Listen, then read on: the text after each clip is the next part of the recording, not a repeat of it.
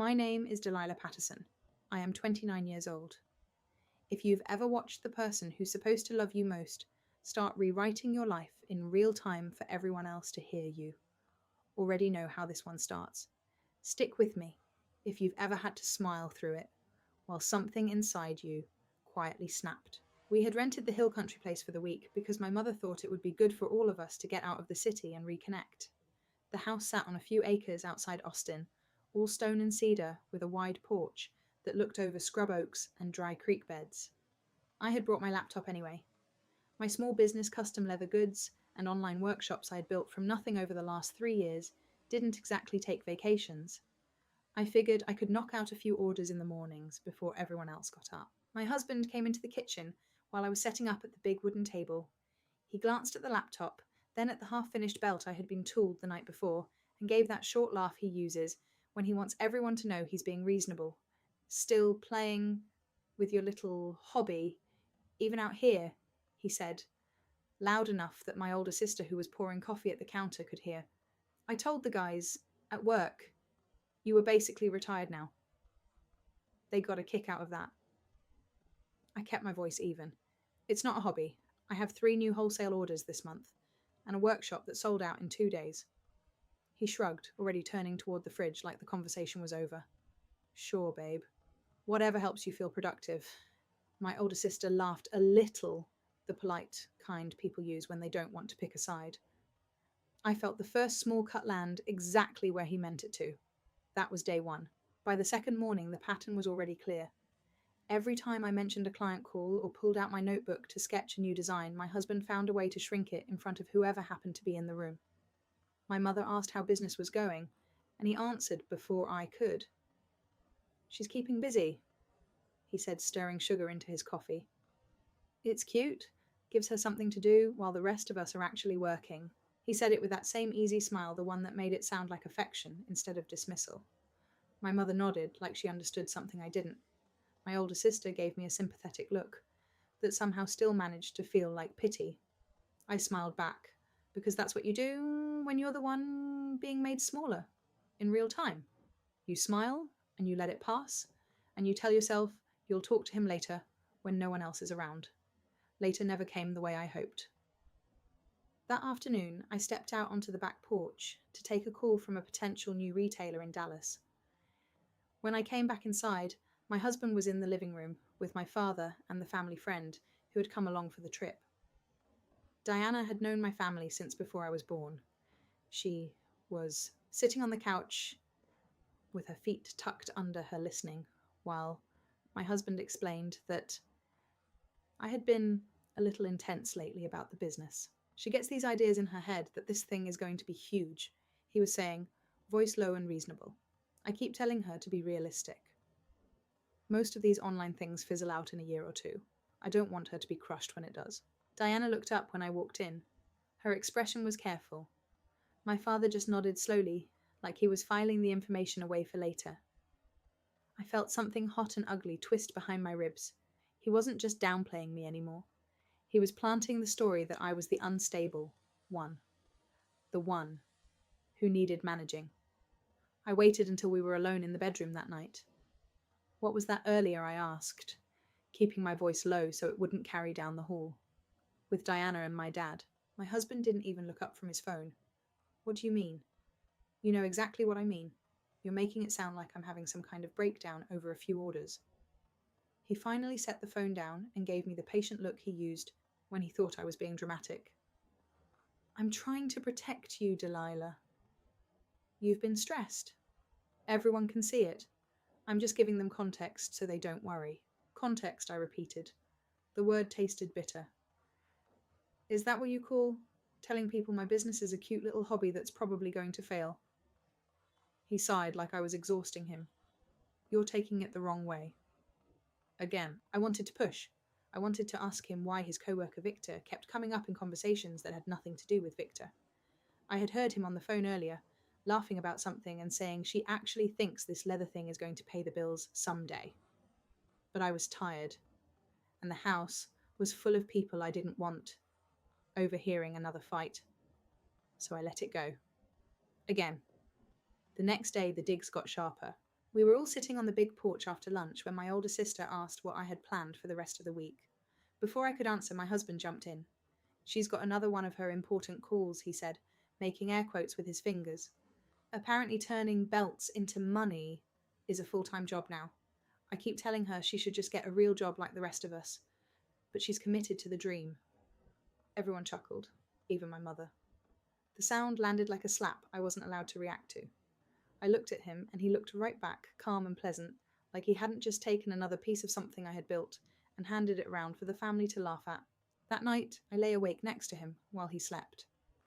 I kept replaying the way he said real job, like my work was some kind of joke the whole family was in on. I thought about all the nights I had stayed up filling orders while he watched TV. All the times I had turned down client work to go to his office events because he said it mattered for his career. I had been trying to be the supportive wife. He had been using that support to make me smaller, in front of the people whose opinions I still cared about. The next morning, I woke up to the sound of my phone buzzing on the nightstand. It was the family group chat. My aunt had sent something. I opened it without thinking. The message wasn't from her.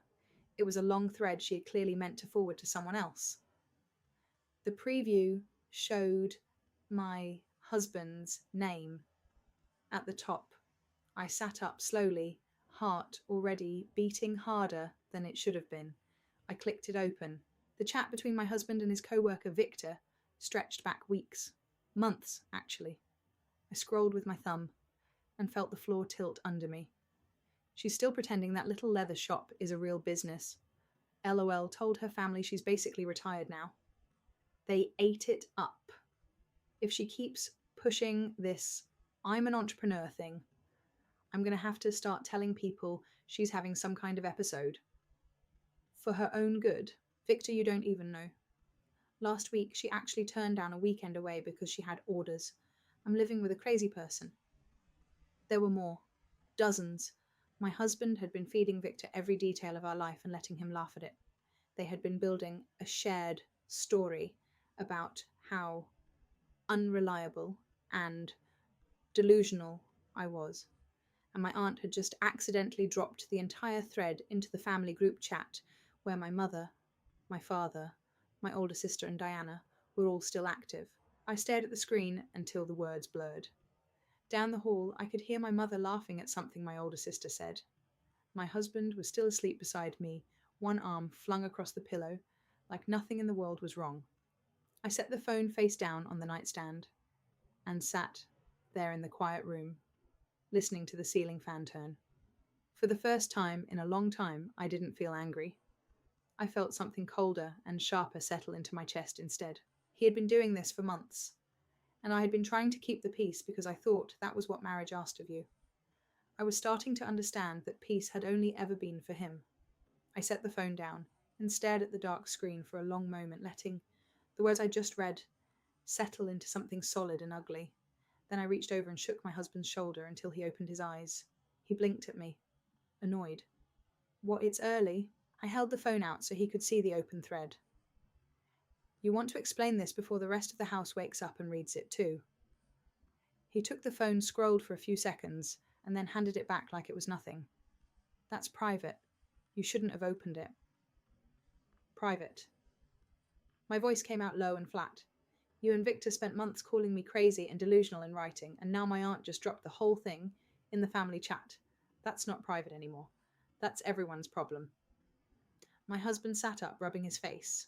The sarcastic little smile he used with other people was gone, replaced by something tighter. It was venting. "Work is stressful. Victor listens.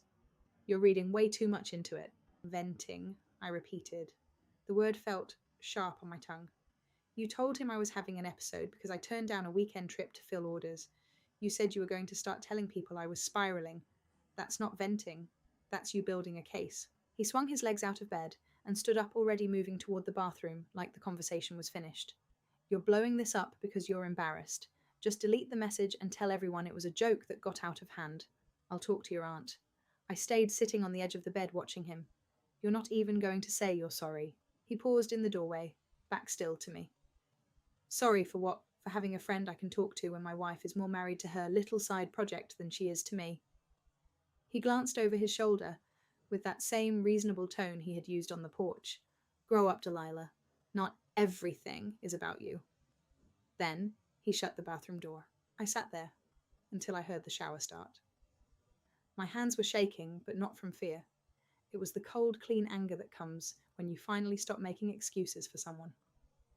I got dressed, grabbed my phone, and walked out into the hallway before I could change my mind. The house was still quiet, but not for long. My mother was already in the kitchen when I came downstairs. She looked up from the coffee maker with a careful expression, the kind people wear when they're trying not to say the wrong thing. Morning, honey, she said. Did you see whatever that was? Your aunt sent? I saw it. My older sister came in behind me, holding her own phone. She didn't say anything at first, just set it on the counter face down, like she was afraid it might go off again. Diana was already at the table with a mug in her hands.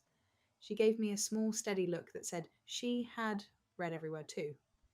My mother cleared her throat. Your husband said it was just boys being boys. That Victor guy eggs him on. I felt the familiar twist in my chest, the one that used to make me swallow whatever I was feeling, so nobody else would be uncomfortable. Not this time. It wasn't boys being boys, I said. It was my husband spending months telling his coworker that I'm unstable and that my work is a joke. And now all of you have seen it. My older sister shifted her weight. Maybe he was just stressed. You have been really focused on the business lately. Maybe he felt like you were pulling away. The words landed exactly the way my husband had probably hoped they would. I looked at her and felt something final click into place. You're defending him, I said. It wasn't a question. She looked uncomfortable. I'm not defending him. I'm just saying, maybe there's context we don't have. Diana set her mug down slowly. I read the whole thread, Delilah. There wasn't a lot of context missing. He was pretty clear about what he thought of you. Before anyone could answer, the front door opened, and a man in work boots stepped inside carrying a toolbox. Ethan Ross, the handyman, the rental company had sent over yesterday when the porch light stopped working. He was in his 40s, quite the kind of guy who showed up, fixed what needed fixing, and didn't ask questions. He gave us a short nod. Morning. Just here to check that breaker box again. Shouldn't take long. He moved toward the utility room, like he hadn't noticed the tension in the air, but I saw the way his eyes flicked toward the phones on the counter. He had probably seen the group chat too. Small towns and group texts travelled fast.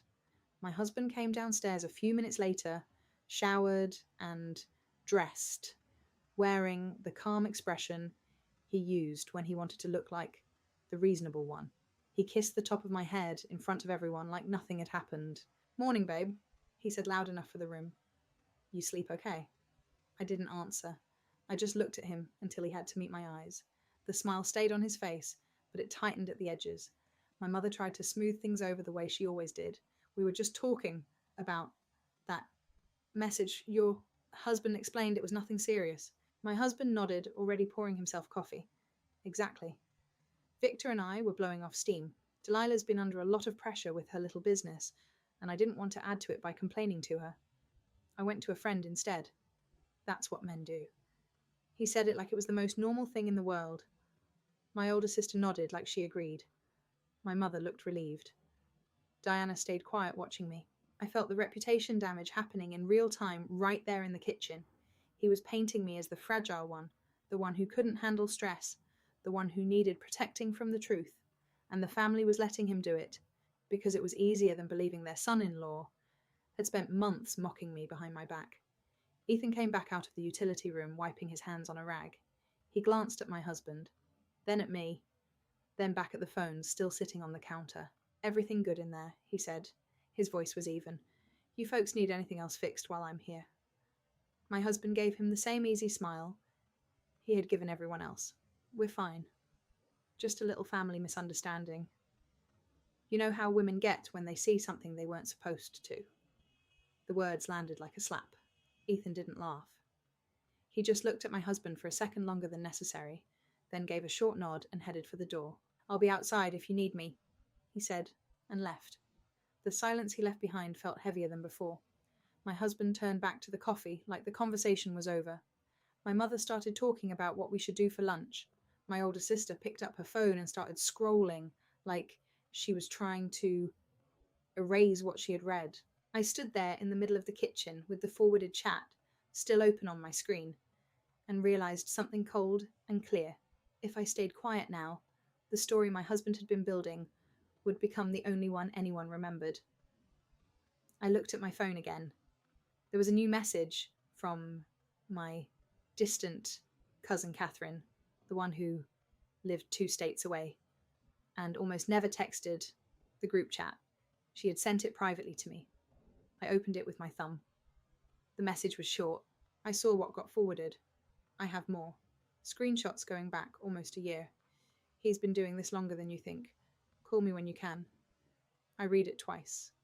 Then I looked up at my husband, who was still smiling at something my mother had said, like the world was exactly the way he wanted it.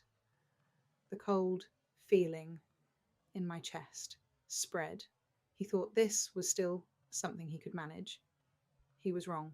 I looked at my husband across the kitchen while my mother kept talking about lunch, like the floor hadn't just shifted under all of us.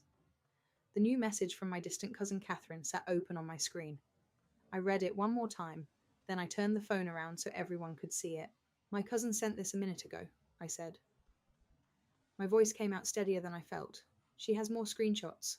A whole year of him and Victor talking about how I'm unstable and how my work is a joke. She said she'll send them if I want them. The room went quiet, in a way that felt loud. My mother stopped mid-sentence. My older sister's hand froze on her coffee mug. Diana set her own mug down carefully. My husband's smile stayed in place for half a second too long before it slipped. He reached for my phone like he could make it disappear.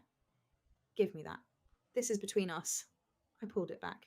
It stopped being between us the second you and Victor decided to turn me into the crazy wife for your entertainment. My father cleared his throat from the doorway. He had come in during the silence. Delilah, maybe we should all sit down and talk about this calmly. Your husband already explained it was just talk. Just talk, I repeated. The sarcasm in my own voice surprised me. The same way he's been telling all of you for days that I'm scattered and intense and playing at a real job. That wasn't just talk either. That was him making sure none of you would believe me when this came out. My husband's face changed.